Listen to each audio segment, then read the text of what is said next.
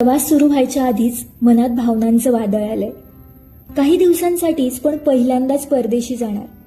आनंद, भीती, चिंता सगळ्या भावना एकत्र दाटून आल्यात. सगळं ठीक होईल ना हा विचार सतत मनात येतोय. प्रवास कसा असेल, तिथलं वातावरण कसं असेल, भाषा समजेल का, लोक कसे असतील, आणि हो जेवण, गरमागरम चहा, पोळी भाजी, वरण भात, हे सगळं आठवूनच आतून काहीतरी तुटल्यासारखं वाटतंय. माझं किचन, माझी झाडं, माझ्या आवडीचा कोपरा आणि कोपरा सतत आठवेल.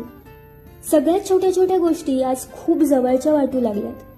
पण त्याच वेळी मनाचा एक कोपरा सांगतोय, हा एक नवीन अनुभव आहे, एक नवीन शिकवण आहे, स्वतःला नव्याने शोधण्याची एक संधी आहे. एका वेगळ्या संस्कृतीत वावरायचंय, नवं जग पाहायचंय, स्वतःला यातून खूप काही शिकवायचंय. थोडी भीती आहे, पण त्याहून जास्त कुतूहल. थोडी हुरहुर आहे, पण त्याहून जास्त नवीन आठवणींची उत्सुकता.